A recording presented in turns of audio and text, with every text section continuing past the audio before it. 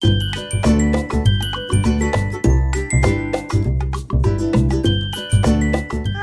all, Jessie B Scrapbooking back with another process video. This one is for Mixed Media Mayhem, and I am doing this picture of my niece. We went out to dinner, just her and I, and we had a lovely time. And actually it was lunch, not dinner.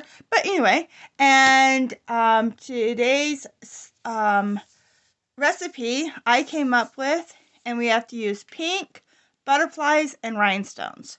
So I pulled out this paper pad that has pink and butterflies. And so I just have to add the rhinestones and then, of course, some mixed media. So let's get going. Okay, so my idea was trying to make a marbled look onto this white cardstock. And so I have a piece of acetate down, and I put a little bit of blue and pink onto this acetate, and spritzed it with water. And you can see here, there's the blue shows up and the pink, but once it dries, you can't hardly see the pink. I should have redid it, and I didn't, so it has a very, very, very pale pink, but it is there. So I am just going to cut off about a 4.5, 5-inch strip from this piece of pattern paper here, and then I'm going to cut it down to 8.5 inches wide. I changed where I was going to cut just because I didn't want to cut off the butterflies. So then I'm just cutting that pink paper down to 8 inches wide, and then this black just a 1/4 inch off of it, and for a stripe. So here's what my paper is going to look like.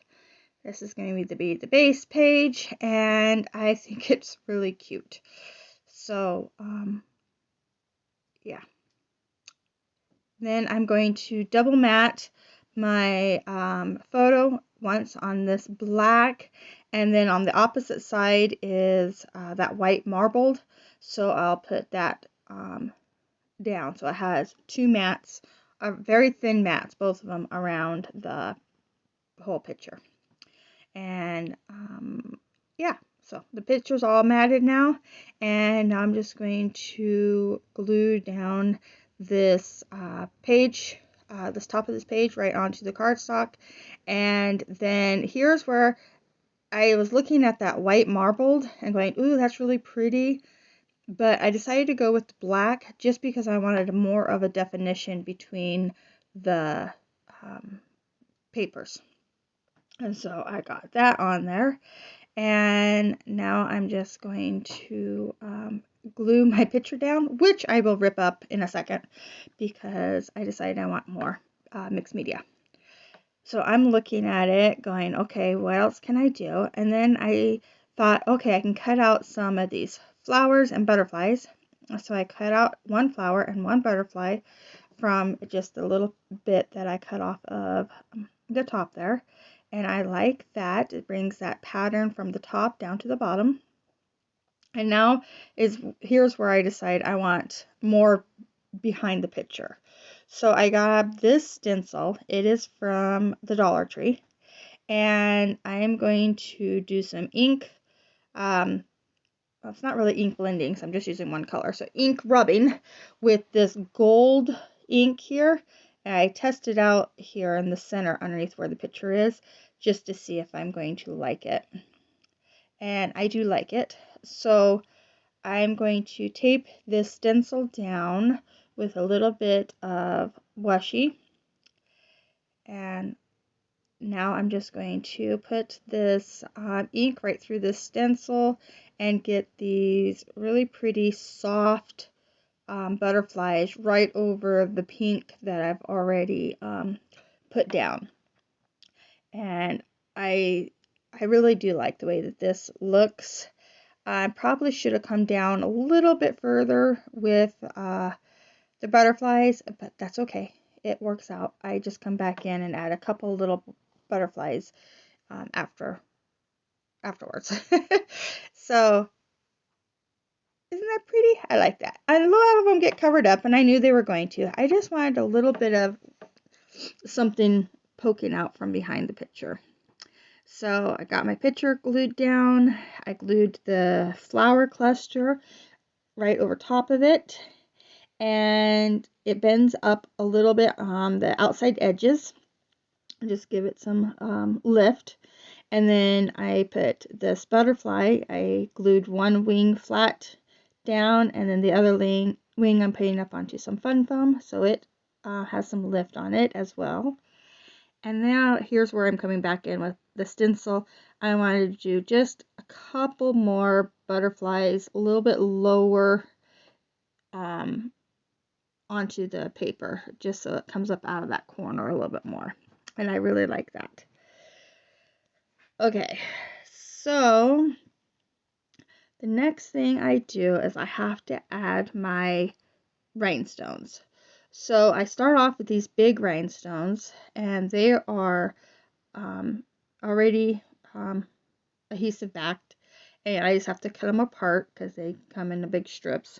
And so I'm just putting 2 underneath the floral cluster, 2 above the butterfly, and then 2 in the opposite corner from the cluster. And then I'm going to grab my other rhinestones that are I have to glue down. They are from my nail art jewels, and I grabbed the next size smaller, so these are a little bit smaller ones, and I'm just using some Elmer's craft glue, and it dries clear, so it works perfect. And these rhinestones are the silver clear rhinestones, so they're really pretty. And then I liked how that looked, but I decided I needed more, so I'm going to grab the little itty bitty rhinestones in this set here, and I'm just going to go rhinestone crazy and put a whole bunch of rhinestones all around the butterfly, all around the flower cluster, and then up in this top right corner of the picture. And I just think that was really pretty. It just kind of gives the whole picture some sparkle. This is a very minimal layout anyway. The only things I'm putting on here are the rhinestones, that one floral cluster, and that one butterfly, and then with the mixed media in the background. But I do come in with a title, and this title, you can't read it really well right here because of the light, but it says Little Lady in pink, and it's the same exact pink as in the rest of the flowers and stuff in that other page.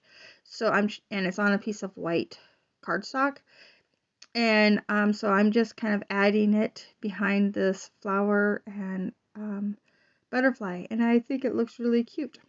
So that is my layout. It was a real super fast one. I had so much fun doing it though. Make sure you check out everybody else that is doing the Mixed Media Mayhem. And thank you so much for watching. If you liked it, please give me a thumbs up. If you want to see more, please subscribe. Bye.